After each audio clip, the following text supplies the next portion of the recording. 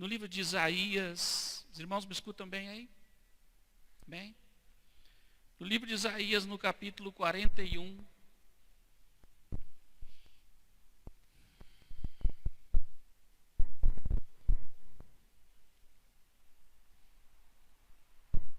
Nós vamos ler o versículo 10. Porém, nós iremos entender um pouco o capítulo 41, para que a gente entenda os versículos 10 e alguns outros versículos que nós vamos ler. O resto do texto nós leremos durante a reflexão da palavra. Diz assim, vamos ler o 8 em diante. Porém tu, ó Israel, servo meu, tu, Jacó, a quem elegi descendência de Abraão, meu amigo. Tu, a quem tomei desde os fins da terra e te chamei dentre os seus mais excelentes, e te disse, tu és o meu servo, a ti escolhi e nunca te rejeitei. Não temas, porque eu sou contigo. Não te assombres, porque eu sou o teu Deus. Eu te fortaleço e te ajudo e te sustento com a destra da minha justiça. Versículo 13. Porque eu, o Senhor teu Deus, te tomo pela tua mão direita e te digo, não temas, eu te ajudo. Não temas tu, verme de Jacó, povozinho de Israel, eu te ajudo, diz o Senhor. Eu, o teu Redentor, o Santo de Israel. Aleluia. Amém. Deus abençoe sua palavra. Irmãos, esta semana, Roberta escreveu um texto, inclusive ela compartilhou no grupo, não sei se vocês chegaram a ler, sobre os medos. E aquilo ministrou meu coração porque eu comecei a me lembrar de alguns momentos em que eu tive medo, que eu tive temor. Mas não é aquele medo, tipo medo infantil, que você fica com medo que tenha um bicho-papão lá fora, sabe? Não é esse tipo de medo. Eu comecei a refletir sobre aquele medo que açoita, que assola as pessoas adultas. E quase sempre esse medo, muitas vezes, ele é confundido com, ou justificado pelas nossas racionalizações. Nós pegamos esse medo adulto e querendo racionalizar, nós o transformamos em uma espécie de prudência disfarçada. Vocês estão entendendo? Então a gente não diz assim, não, eu tenho medo de fazer tal coisa ou de começar tal empreitada. A gente justifica os nossos medos com palavras adultas. O medo é justificável quando a gente é criança, mas como adulto a gente fica um pouco com vergonha. A gente transforma os nossos medos em prudência. Não, eu tenho que ver bem, né? Será que é do Senhor? Irmãos, nós precisamos analisar quando os temores e o medo, eles estão sobre a nossa vida. E nós não devemos nos admirar ou ficar achando que é uma coisa anormal. O medo, ele é parte da nossa natureza. Nós todos temos uma espécie de receio, de medo. Alguns têm um medo injustificável. O que seria aquele medo injustificável? Um medo irreal. Um medo de algo que não existe. Um medo que está na sua mente, mas não está na realidade. É uma dissociação da realidade. E, na verdade, o medo daquela pessoa, ela só existe na mente dela, dentro das suas emoções, dentro das suas memórias. Não é um medo real. Então, esse medo não se justifica ter, ou tê-lo. Mas os desafios da vida que nos remetem medo, eles devem ser tomados com naturalidade, porque nós somos humanos. Eu venho batendo nesta tecla, irmãos, de que nós somos humanos e precisamos aceitar a nossa humanidade. Não aceitar as nossas imperfeições. Deus quer que nós superemos a nossa humanidade. Mas Deus quer que nós saibamos viver uma vida espiritual saudável, com um nível de emoção, mentalidade, pensamento também saudável. E a palavra de Deus, ela vai fazer isso na nossa vida. Ela vai nos elevar a um nível de espiritualidade saudável. E essa espiritualidade vai equilibrar as nossas emoções que fazem parte da nossa humanidade.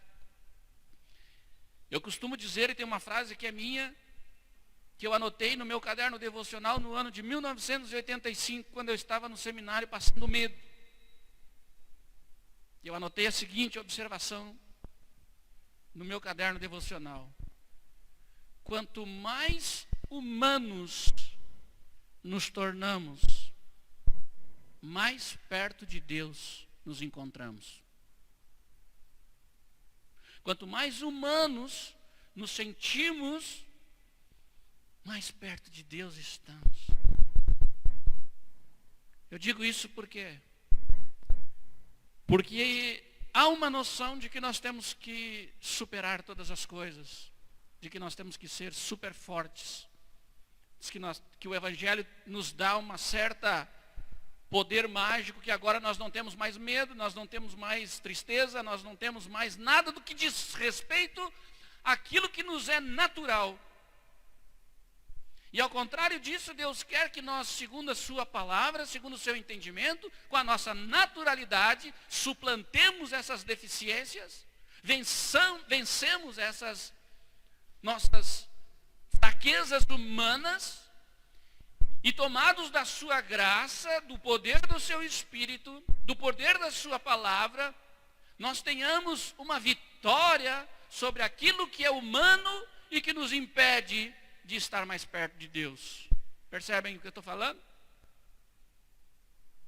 Então, é Deus comigo, me auxiliando na minha caminhada e na minha jornada, como nós vemos na vida de Paulo, como nós vemos na vida dos apóstolos, de todos os discípulos, homens comuns, pescadores comuns, homens trabalhadores, homens indoutos, mas que Deus os chamou para revelar o seu reino. Amém?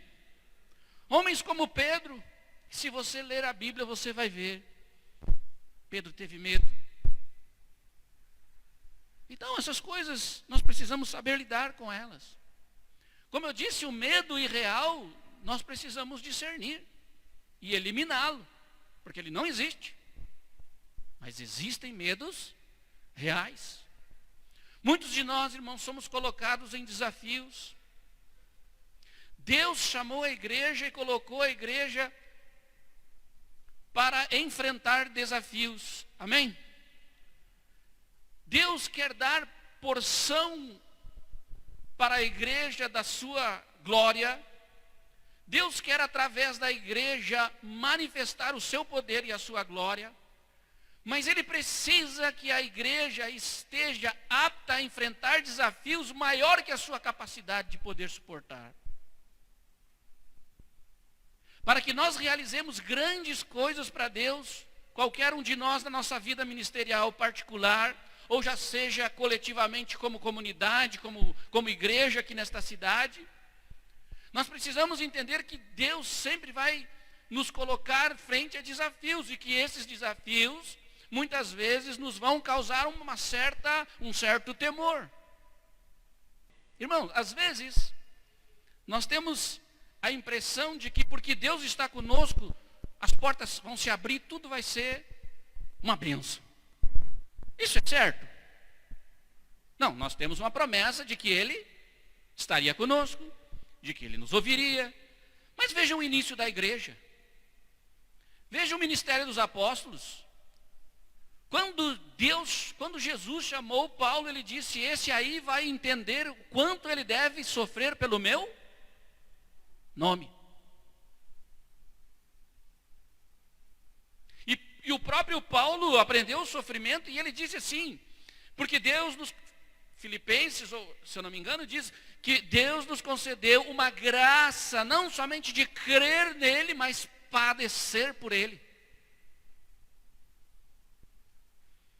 Em Hebreus diz que Jesus aprendeu a obediência pelas coisas que sofreu. Porque quando Deus se manifesta no nosso meio, se levantará oposições. Sempre quando Deus move um povo, sempre quando Deus move a igreja, as portas do inferno se levantarão. Se levantaram contra Paulo nas implantações da igreja em Éfeso. Estive lendo isso essa semana. Paulo foi expulso. Paulo foi apedrejado e açoitado, tiveram que fugir com ele da cidade porque queriam matá-lo. Mas Deus não estava com Paulo? Estava. Mas sempre quando Deus está conosco, meus irmãos, nós estamos incomodando o inferno. Quando Deus está conosco, nós estamos incomodando as trevas. Por isso se levantam. Por isso o inimigo se levanta. Por isso as dificuldades se levantam. E o diabo, ele se levanta rugindo feroz para nos atemorizar. Para nos fazer parar, para nos fazer retroceder, para que não conquistemos as promessas que Deus nos tem dado na sua palavra. Nós precisamos um pouco mais de perseverança, nós precisamos um pouco mais de resistência, nós precisamos um pouco mais de fé, nós precisamos um pouco mais de confiança, para chegar ali e alcançar as promessas que Deus tem para a sua igreja. Amém?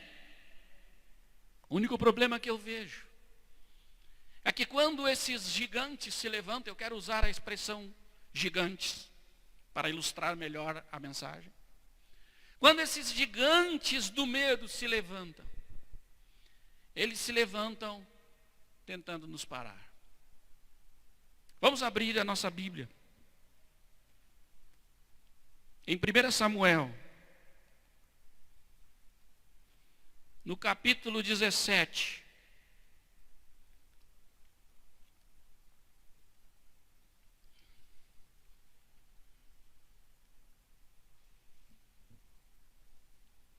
Aqui nós temos, se você quiser anotar aí,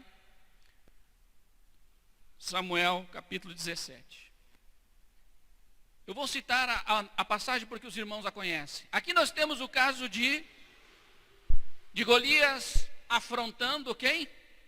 O povo de Deus. Ele se levanta e pergunta: escuta, não tem ninguém aí entre vocês para lutar comigo? Será que não tem ninguém entre vocês apto a pelejar comigo? Agora notem vocês que Golias, versículo 4,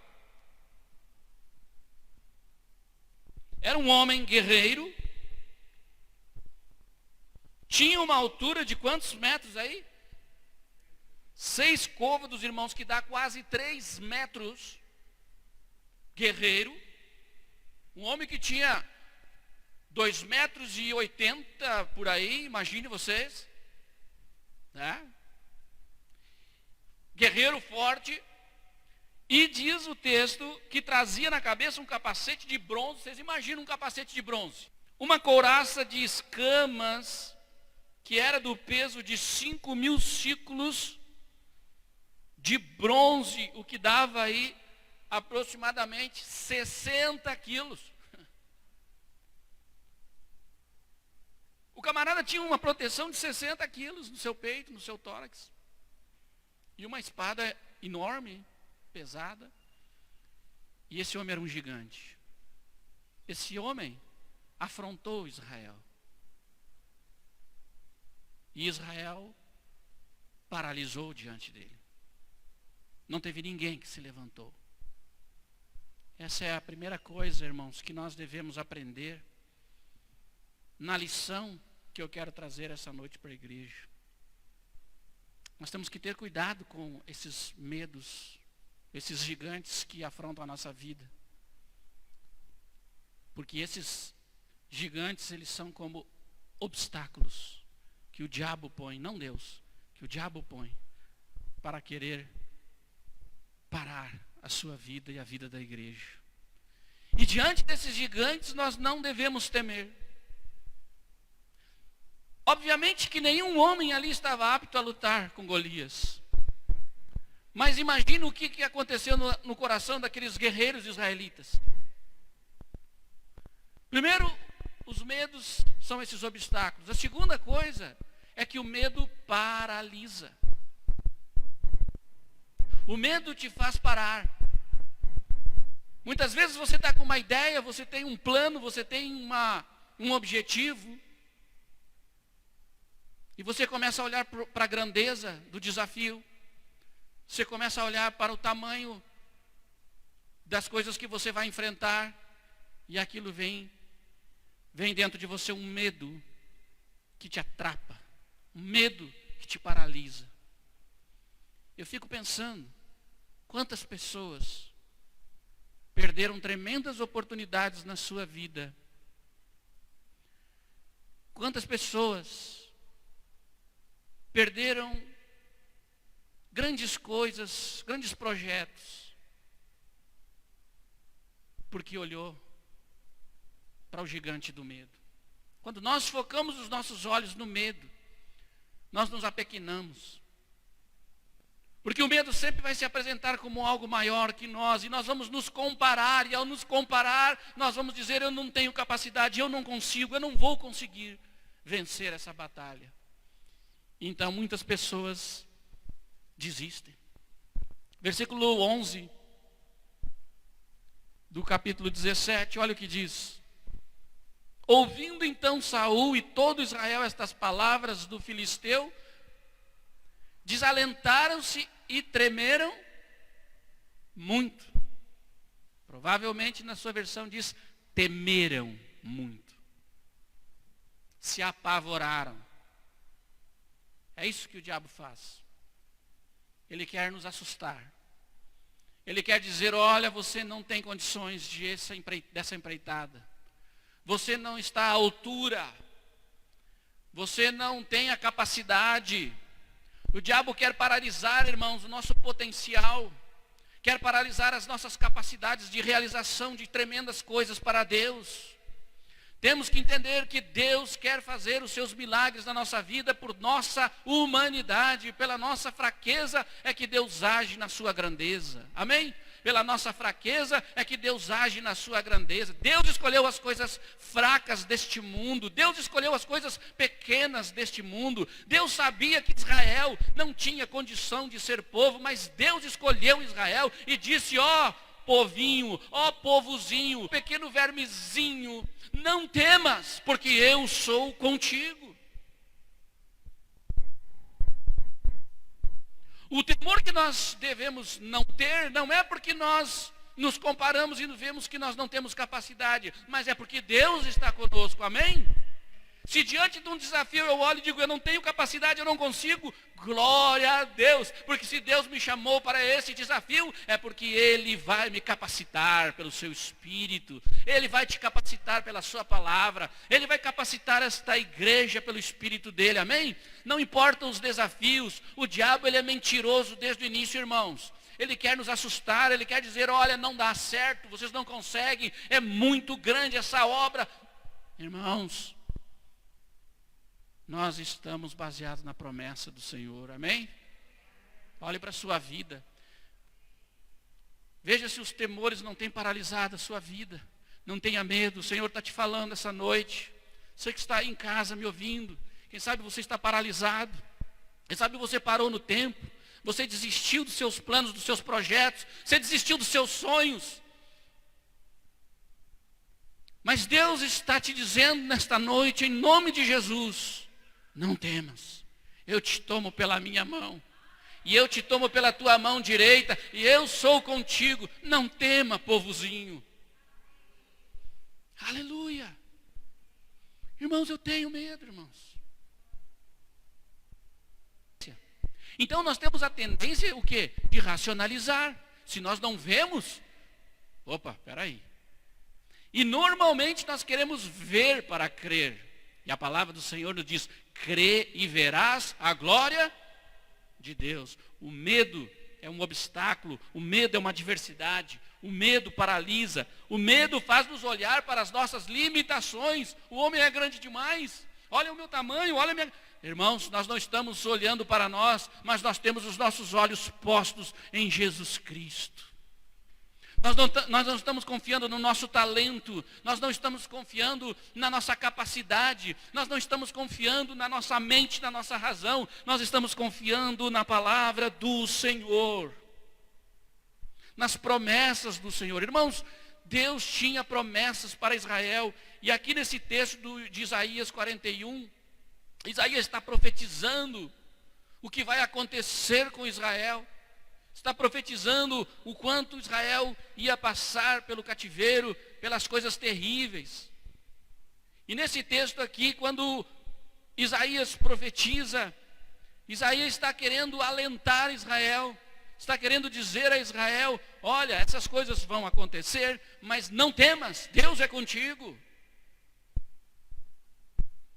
Deus iria levantar Ciro com um decreto para tirar Israel do meio daquela escravidão. Mas Israel ainda não percebia isso. E antes que acontecesse, para que não temesse, Isaías diz, ó povozinho, não tema, porque eu sou contigo. Eu te chamei, eu te escolhi. Isso quer dizer, irmãos, que foi Deus que nos chamou.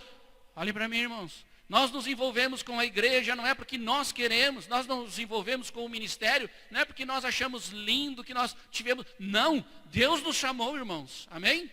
Como Deus chamou o seu povo aqui em Cascavel, que me escutem todos que estão nos ouvindo, Deus chamou, irmão, não importa de que denominação você é, de que igreja você é, se você é salvo, remido no sangue de Jesus, Deus te alistou para ser um vencedor. Mas você vai ter que enfrentar os gigantes. Deus está te chamando para a guerra, mas Deus quer que você confie. Nós não estamos numa guerra que é nossa, amém? Nós não estamos lutando por algo que é nosso, amém? Nós estamos lutando por algo que o Senhor nos entregou. Não temas. Os temores nos fazem retroceder, irmãos. Os temores, eles impedem o nosso crescimento. Percebam que desde Abraão, Deus falou com ele que faria uma aliança perpétua e que de Abraão faria um povo e que jamais deixaria esse povo. O que Deus está fazendo agora é executando juízo sobre Israel, porque Israel falhou com Deus. Israel se prostrou a outros ídolos, abandonou a palavra do Senhor. Neste contexto que nós estamos aqui em Isaías, é isso que acontece. Deus o leva para o cativeiro como juízo. Mas o que é mais interessante, irmãos, é que Deus não se esquece das suas alianças, amém? Então, se Deus firmou uma aliança com Israel, Deus não deixaria Israel. Irmãos, Israel, ele ocupa o centro da história humana. Israel não deixou de ser importante para Deus ainda hoje. E Israel é um referencial para que nós coloquemos os nossos olhos. Mesmo que Deus faz uma nova aliança através do sumo sacerdote Jesus, e que a velha aliança fica obsoleta, Deus fez com Jesus uma aliança de trazer povos a Ele. E nós que não éramos povo, diz Romano, fomos enxertados na videira verdadeira. E ali Deus nos deu uma promessa de que nós seríamos também o seu povo. Então Deus também estendeu a sua promessa para a igreja. Amém? E a promessa que nós temos é que As portas do inferno não prevalecerão contra ela. Então, irmãos, nós podemos avançar. Não tenha medo, irmãos, amém? Olhem para mim. Não tenha medo de te entregar para Deus. Não tenha medo de aceitar os desafios que Deus está fazendo com você. Deus chama pessoas para desafios grandes, amém? Às vezes nós olhamos homens de Deus que conquistam grandes coisas e nós ficamos maravilhados. E o que, irmãos? Deus nos chamou a todos para esses desafios. Todos estes homens que Deus está usando sobre a terra são homens com as mesmas capacidades, com as mesmas pecaminosidades, com a mesma natureza. A única diferença é que essas pessoas se entregaram ao desafio do Senhor sem medo. Lembra de Josué, quando estava para entrar na terra, Moisés era morto. Você acha que Josué, o coração dele não estava batendo um pouquinho mais forte diante da terra prometida? Com todas as responsabilidades sobre os seus ombros, um líder novo. Já tinha mostrado a sua coragem lá frente aos espias, dizendo: eia, vamos, possuamos essa terra. Porque Deus prometeu, Deus deu essa terra, e nós vamos entrar e possuir a terra. Certa vez o grande evangelista Moody, dando aula para os seus alunos, num enorme de um auditório como esse aqui, ele perguntou aos seus alunos, Moody foi um grande evangelista, e ele pergunta àqueles alunos e diz assim: quantos de vocês creem que Deus é poderoso para encher essas cadeiras aqui? O salão estava quase vazio, mas todo mundo levantou a mão: amém, glória a Deus, aleluia. Alguns falaram em língua, outros pularam. Isso aí já é por minha conta. Aí Moody para, olha para os alunos novamente e pergunta: e quantos creem que Deus vai fazer? Amém, amém. Irmãos, uma coisa é dizer, outra coisa é agir. A fé, irmãos, é ação, amém? A fé é a firme convicção dos fatos que se não veem. A fé, nós não temos que crer para ver. A igreja anda em fé, irmãos, amém? Você anda em fé. Você olha para a sua vida e pensa: não estão acontecendo as coisas, eu não estou vendo. Mas você não tem que ver, você tem que crer. Crer no que Deus prometeu para a sua vida. Crer no que Deus tem prometido para a igreja. Irmãos, o que Deus prometeu para essa igreja desde o seu início? Será que Deus mudou os seus planos? Olhe para mim, irmãos. Eu acredito que não. Nós não entendemos o que Deus está fazendo, e o que Deus fez, e o que Deus fará. Mas uma coisa eu sei: nós não devemos temer. Amém? E Deus está nos desafiando a crer, a buscar a sua presença, buscar do seu Espírito, ser fiéis à sua palavra, ser pessoas quebrantadas. Todas as mensagens que nós temos pregado aqui, Deus está nos desafiando. Se você olhar cada uma delas, ela tem um propósito definido. Deus está nos movendo. Deus vai nos mover muito mais ainda. Ah, mas não estou vendo, pastor. Não importa. Eu também não estou vendo. Eu estou crendo. Estou agindo. Amém? Então nós temos que olhar pelos olhos da fé e ficar firme nas promessas de Deus. Diante desses medos, Deus dá lindas promessas para o povo. Vamos ler aqui. Primeira delas, ele diz o seguinte, Isaías 41. Não temas, porque eu sou contigo. Nós temos aqui a garantia da presença de Deus. Como eu disse, irmãos, Israel estava em juízo. Mas sabe qual a coisa mais linda de tudo? É que mesmo Deus repreendendo a Israel, mesmo Deus permitindo Israel passar pelas coisas que passaria, Deus estava dizendo: eu sou contigo. Deus nunca nos abandona. Amém? Irmãos, qual é a primeira coisa que a gente fala quando nós estamos na pior? Quando as coisas não vão bem, quando tudo vai mal, a primeira tendência da gente é pensar o quê? Deus me abandonou. Quantas pessoas que estão me ouvindo agora já disseram isso? Pessoas que ainda não têm a sua fé colocada no Senhor, não entregaram suas vidas, ainda não têm aquela confiança em Deus. Que diante de uma situação triste, diante de uma situação de derrota, ele falou: Deus, por que fizestes isso comigo? Por que me abandonastes? Essa é a primeira tendência do coração do homem. É achar que Deus o abandonou. É próprio nosso, irmãos. Mas o que é a boa notícia é que Deus não abandona ninguém. Amém? Você sabe disso hoje, né? Mas na hora que a gente está diante da dificuldade, é difícil, irmãos.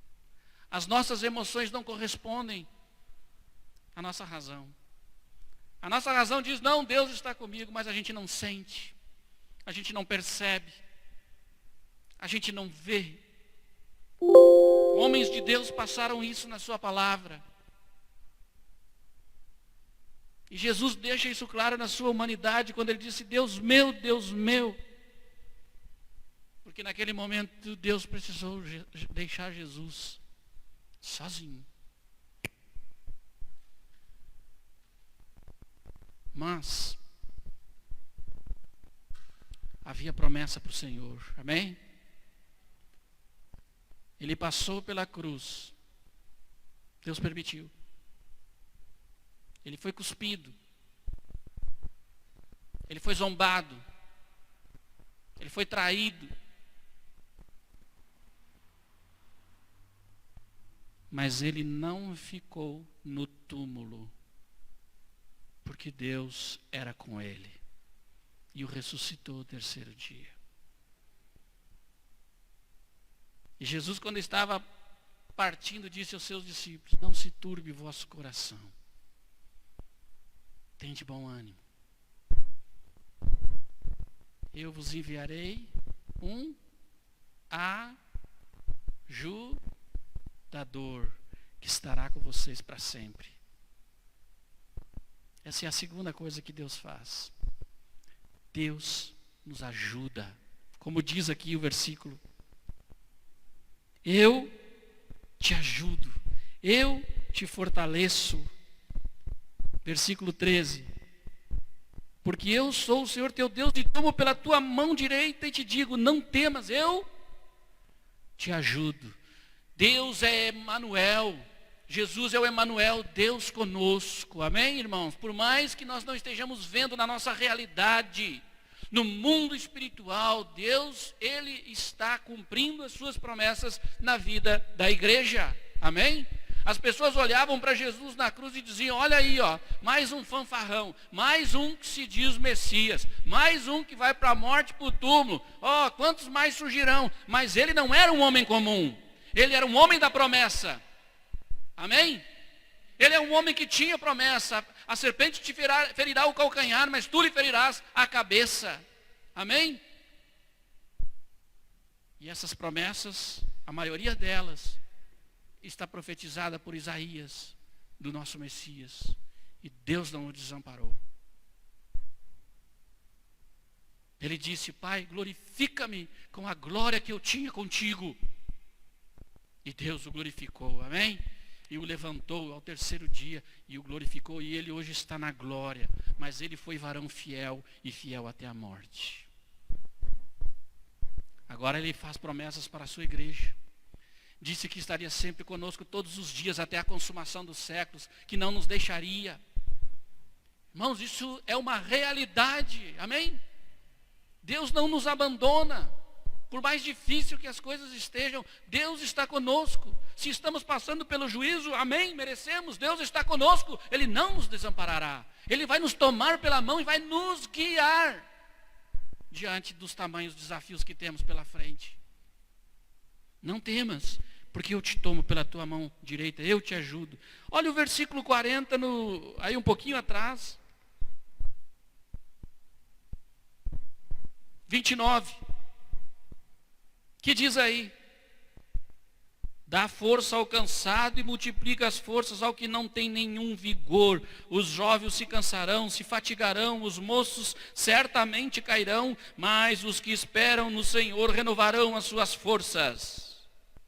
Subirão com asas como águias, correrão e não se cansarão, caminharão e não se fatigarão. Aleluia! Os que esperam no Senhor renovam as suas forças. Deus quer nos ajudar. Qual o desafio, irmão, que você tem enfrentado na sua vida? Irmãos, Deus não faz as coisas como nós queremos. Amém? Às vezes nós temos tudo certinho na nossa mente. E às vezes queremos fazer as coisas do nosso jeito. Quando nós tentamos dar um jeitinho para Deus, nós só atrapalhamos a obra do Senhor, principalmente na nossa vida. Abraão é testemunha disso. Abraão não foi perfeitinho, não. Abraão não soube esperar na promessa de Deus. Deus o chama de amigo, mas ele falhou. Ele falhou porque ele não soube esperar pacientemente no Senhor. Ele foi lá, teve um filho com a concubina que trouxe um problemão até hoje. Ele quis ajudar, ele quis dar uma mão. Não, Deus me prometeu um filho, eu já não tenho mais condições, a minha mulher não tem mais condições. O ventre dela já está fechado. Como é que Deus vai fazer? Então, vamos dar um jeito aqui. A mesma coisa aconteceu com Davi aqui. Davi chegou e disse: epa, quem é esse camarada que está desafiando e afrontando o povo de Deus Jeová grande? Quem é esse? Não, eu vou e pelejarei contra ele. Aí o que as pessoas fizeram? Começaram a colocar a armadura de Saul em Davi. Davi era um homem pequenininho, um homem franzininho, era um pastor de ovelhas, que ninguém dava importância. A gente sempre olha com os olhos humanos, mas Deus, o próprio Deus disse: olha, eu não vejo como o homem vê. As pessoas veem um homem pequenininho, franzininho, mas eu vejo nele um rei. As pessoas olham para você e podem dizer: eu não vejo futuro, eu não acredito nele. Eu não tinha futuro nenhum, meus irmãos. Mas Deus olhou para mim e viu. Viu o que ele quis ver. E Deus olha para você nessa noite e vê. Vê aquilo que você pode ser. Vê aquilo que você pode produzir. Vê tanta coisa você tem para produzir para o Senhor, meu irmão. Tanta coisa que Deus pode transformar. 5 peixinhos e alimentar multidões de pessoas. Tudo que você tem que fazer é entregar nas mãos do Senhor aquilo que você tem. O que vocês têm aí? Eu tenho aqui alguns pãezinhos, me traga. Deus está falando contigo nessa noite. O que você tem? Você olha para você e acha que você não tem nada. As pessoas dizem que você não é nada. Mas Deus olha para você e vê um pastor, vê um evangelista, vê um missionário, vê um grande homem de negócio, vê uma grande mulher, vê um grande homem. Deus olha para vocês, crianças, e vê o futuro de vocês, como vocês ainda não me veem. Porque nós olhamos com olhos humanos, mas Deus vê o que ainda não é, o que ainda não existe. Porque Deus traz a existência e chama a existência as coisas que não são. Oh, meus irmãos, vamos crer no Senhor, amém? E tentaram colocar as armaduras em Davi, porque o homem sempre quer dar um jeitinho. E Davi começou a andar com aquelas armaduras do Saul e disse: não, para aí, não dá. Não dá. Irmãos, nós não temos que dar jeitinho para o Senhor, nós temos que só seguir e deixar o Senhor fazer as coisas. Deixa Ele cuidar da tua vida, amém? Deixa Ele cuidar do teu negócio, deixa Ele cuidar do teu futuro. Não te preocupa, a única coisa que tu tens que fazer é confiar, é esperar, é te renovar no Senhor. Os jovens se cansarão e se fatigarão, os moços certamente cairão, mas os que esperam no Senhor renovarão as suas forças, subirão com asas como águias. Você crê nisso, meu irmão? Então toma posse disso. Age em cima disso, toma uma posição na sua vida. E você vai ver. Irmãos, eu estou falando isso como desafio aplicativo, não que você não esteja fazendo. Amém, irmão? Mas se você não está fazendo, se Deus está te chamando a um desafio maior, você tem que sair da zona de conforto. É isso que eu estou querendo dizer. Não é que você não é comprometido com Deus, mas muitas vezes a gente chega num ponto onde a gente fica estagnado. A gente está tudo sossegado, está tudo bom. Você está entendendo? Deus quer mexer e tirar a gente dali. Deus quer mover a sua igreja. Como é que Deus move a sua igreja? Falando com a igreja, testificando para a igreja através da sua palavra, motivando a sua igreja, ajudando a sua igreja. Eis que eu te tomo pela tua mão direita e eu te ajudo. Ô pai, como é que nós vamos fazer isso? Mas como que nós vamos fazer? Eu te ajudo. Agora, não tente colocar Deus no seu negócio. Não tente colocar Deus nos seus planos. Não tente dizer a Deus o que você quer que Ele faça. Porque não funciona assim. Grande parte de pessoas que vão ouvir essa mensagem, porque ela vai ficar na internet, e que vão ouvir e vão raciocinar, e vão dizer assim, mas isso não funcionou comigo. A essas pessoas eu tenho para dizer uma coisa. Será que os planos e os projetos que você estava seguindo eram de Deus ou eram seus? Deus nos chama a cumprir os sonhos dele. Amém? E Ele compartilha dos sonhos dele, não dos meus. Então muitas pessoas se frustram porque estão querendo que Deus, colocar Deus num negócio já construído, tipo uma torre de Babel. Vamos nos reunir aqui e vamos fazer e vamos acontecer. Não. Abraão não disse, não, estou cansado aqui no meio do meu povo, quero uma coisa nova, quero dar um up na minha vida. E Abraão então disse, vamos embora daqui. E vamos sair para aventuras novas. Não, Deus não trabalha com aventureiros. Deus trabalha com quem Ele chama. Amém? Deus não respalda aventureiros. Deus respalda seus servos. Ele diz aqui no versículo 8. Porém tu, ó Israel, servo meu, quem elegi, quem escolhi. Deus dá a promessa e cumpre a sua promessa a quem Ele escolheu, a quem Ele chamou e a quem Ele prometeu, a Ele vai cumprir, amém? Então se eu estou na igreja e nós estamos no corpo de Cristo, eu não tenho que colocar os meus projetos na igreja, eu preciso andar nos projetos de Deus e a coisa flui, irmãos. Oh, meus irmãos, a coisa flui quando nós andamos nos projetos do Senhor, amém? A coisa vai fluir quando Deus te disser, faça isso, se você for fazer, você vai ver. Vai ter dificuldade, vai ter obstáculo, vai. Mas se você tem promessa, se você tem promessa, Deus vai te ajudar. Deus vai cumprir a sua promessa para você. Amém? Quantos aqui tem promessa de Deus? Amém? Tem promessa de Deus? Promessa de Deus? Eu te ajudo, diz o Senhor. Eu te ajudarei. Eu sou contigo. Irmãos, quando Deus é conosco, ninguém pode nos resistir. Amém? Não é porque nós somos importantes, é porque Deus nos escolheu. Israel era um povo que Deus o chamou. Deus é um Deus de pactos. Deus é um Deus de alianças. Mas o Evangelho tem a ver com coisas espirituais, com coisas que não vão ficar nessa terra, com coisas que são eternas. O Evangelho tem a ver com projetos que são ouro e não palha e feno. O Evangelho tem a ver com coisas que serão pedras na coroa lá no céu, não aqui na terra. O Evangelho, ele sempre visa a eternidade. A perspectiva do reino é uma perspectiva eterna. Amém? O reino ainda não é, começou, mas não é. As coisas estão por vir, estão por acontecer. Então todas as coisas que nós temos que nos envolver, elas têm que ter um resultado eterno.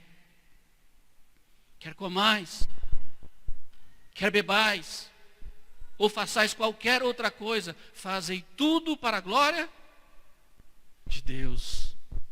Os irmãos estão percebendo aonde nós estamos chegando? Amém?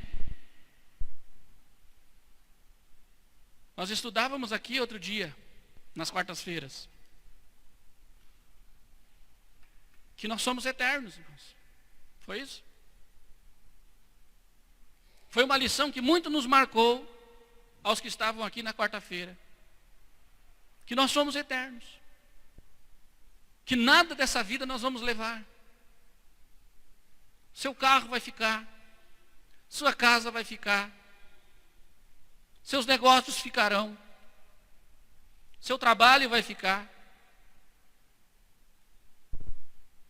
A perspectiva do reino muda os nossos valores quando nós entendemos o que é o reino de Deus. Muda a nossa perspectiva. Seus filhos são importantes. Sua esposa é importante. Seu marido é importante. Sua vida espiritual é importante. As pessoas com quem você convive são importantes. Essas são coisas que têm valores eternos. Quando nós nos preocupamos mais com pessoas do que com coisas. As pessoas são mais importantes do que as coisas. Deus precisa gravar isso com palavras de ouro no nosso coração. Falando sobre isso, me vem à mente aquela passagem daquele homem que diz: estou com os meus celeiros cheios, já tenho bastante, estou abastado, não preciso de mais nada. E Jesus então diz: louco, esta noite te pedirão a tua alma. E o que tu tens preparado? Para quem é? O que nós vamos apresentar para o Senhor, meus irmãos? Deus quer que nós realizemos grandes coisas para Ele, amém? Coisas que quando nós chegarmos, nós vamos apresentar para Ele. Eis aqui, Senhor, tu me destes 20, eu estou te devolvendo 40. Eis aqui, Senhor, o talento que tu me destes, eu estou te entregando em dobro. Amém, queridos? Deus quer mudar a perspectiva da igreja para uma nova dimensão de vida. Amém? Para uma nova dimensão de igreja, de comunhão, de adoração. Amém? Para uma nova dimensão de evangelismo. Deus quer nos tirar da nossa zona de conforto. E nós veremos, irmão, e nos alegraremos no quanto Deus vai fazer através de nós. Não tema, irmão.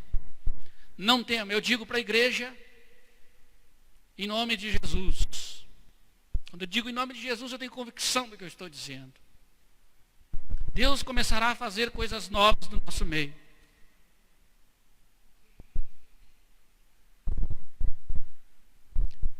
Mas dificuldades vão se levantar, irmãos. O diabo vai querer fazer de tudo para te desanimar, para me desanimar, para desanimar. É bom que eles não estejam aqui, para desanimar os nossos pastores. Vai se levantar. Mas a palavra de Deus para nós, escreve aí, irmãos, é que Ele está conosco. E que nós não devemos temer. Amém? Não devemos temer. Eu te tomarei pela tua mão e te ajudarei. Amém? É momento de nós avaliarmos os nossos sonhos, os nossos projetos, nosso estilo de vida. E entender se estamos, de fato, de verdade, envolvidos na obra do Senhor. Amém? Se não estamos, irmãos, nós temos que sair daqui hoje com uma decisão. Eu quero me render plenamente à tua vontade, Senhor. Amém? Vamos ficar de pé.